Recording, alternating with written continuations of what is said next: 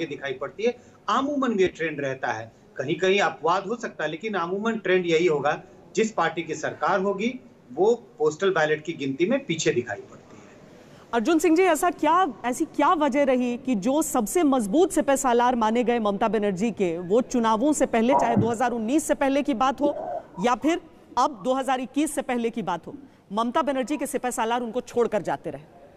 आप तो साथ रहे हैं, इसलिए आप बेहतर बता सकते हैं। तो साथी जी के बात से ही आपको समझ में आ गया होगा, क्योंकि ममता बनर्जी के शासन में हालांकि इस बात का भी कोई माने नहीं रहता है बोलने का, लेकिन ममता बनर्जी दिखाने के लिए बहुत खास सिपहसालार के रूप में हम लोग की गिनती होती थी, लेकिन सही मानों में जब से भतीजा का एंट्री हुआ, बंगाल की राजनीतिक समीकरण को भतीजे ने एक्सटॉर्शन में बदल दिया और लोकल में जो समस्याएं आती थी, इसका जब हम लोग विरोध करते थे तो हमारे लोगों को, जो लोग विरोध करते थे, जो अच्छे लोग थे, उनको पुलिस से अरेस्ट करवा दिया जाता था, दूसरे मामले में गिरफ्तार करवाया जाता।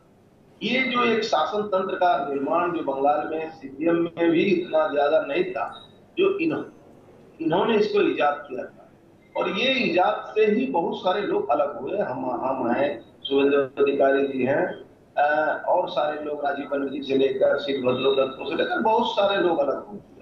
और निश्चित रूप से आप देखिएगा कि जनता ने इसको समर्थन किया है, अगर समर्थन नहीं किया रहता, अभी कुछ लोग बोल रहे थे कि सरकारी लोग जो है वो सरकार के खिलाफ ही वोट देते हैं, क्यों सरकार के खिलाफ होते हैं? अगर सरकार की नीति अपने जो कर्मचारियों को सही नहीं रख सकता है, 5.5 लाख वैकेंसी पड़ी हुई है बंगाल में, अपने लोगों का 6 पे कमीशन, उनका पैसा नहीं मिलता, डीए नहीं मिलता है, तो जिस सरकार में डीए देखने की क्षमता नहीं है, वो सरकार के कर्मचारी कैसे खुश हो?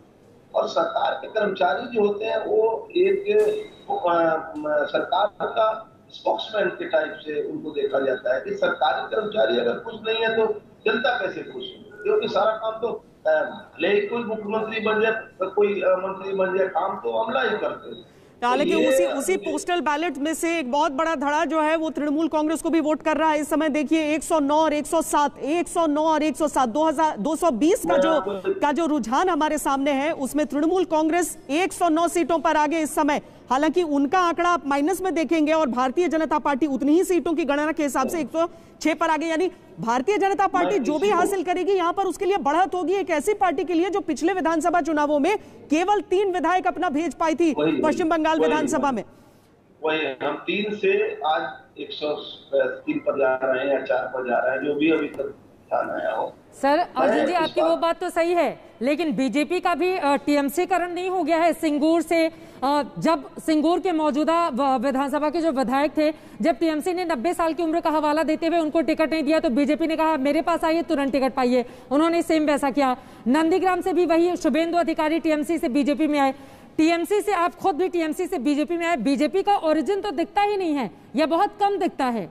तो क्या ये माना जा सकता है कि अगर बीजेपी अपनी लीड को बढ़ा पाने में कामयाब रहती है तो टीएमसी से जो बड़े चेहरे बीजेपी में शामिल हुए हैं उनके मुख्यमंत्री बनने के भी चांसेस हैं?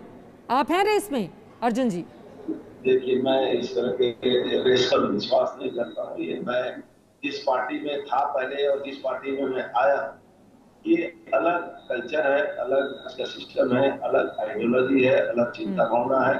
वहाँ 1 मैन आर्मी है, यहाँ सामूहिक। तो इस तरह की बातों पर मैं कोई कमेंट्स करना उचित नहीं है मेरे लिए। मैं पार्टी के कार्यकर्ता के नाते जो भी मुझे काम करना था 2 साल में मैंने मेहनत। जल्दी से अपने दर्शकों को मैं जानकारी दे देती हूँ। देखिए, बीते 1.5 घंटे से लगातार वोटों की काउंटिंग चल रही है और इस वक्त की बड़ी खबर आपको देते हैं। पश्चिम बंगाल में 292 में से 224 के रुझान सामने आए हैं, जिसमें 111 पर तृणमूल और भारतीय जनता पार्टी उससे 2 सीटें पीछे 109 सीटों पर अपनी लीड बनाए हुए है। इस वक्त की सबसे बड़ी खबर पश्चिम बंगाल से सामने आई है। 112 पर टीएमसी, बीजेपी 109 पर और लेफ्ट कांग्रेस पार्टी यहां पर 2 पर आगे चल रही है। जबकि आप असम पे अगर नजर डालेंगे तो बीजेपी 40 पर अपने गठबंधन के साथ आगे बढ़ी है, कांग्रेस पार्टी 28 पर आगे बढ़ रही है। दूसरी तरफ तमिलनाडु का आंकड़ा जैसा कि एग्जिट पोल ने भी दिखाया था, डीएमके प्लस 46 पर और एआईएडीएमके जो अम्मा की सत्तारूढ़ पार्टी है वो फिलहाल 23 सीटों पर आगे चल रही है। रही है। पुडुचेरी में आप देख पा रहे हैं एनडीए 7 पर, जबकि यूपीए 3 सीटों पर। फरवरी में ही वहां पर कांग्रेस पार्टी का शासन खत्म होकर फिर उसके बाद राष्ट्रपति शासन वहां पर लगाया गया था। आपको बता दें केंद्र शासित ये प्रदेश और केरला इसके अलावा महत्वपूर्ण हो जाता है।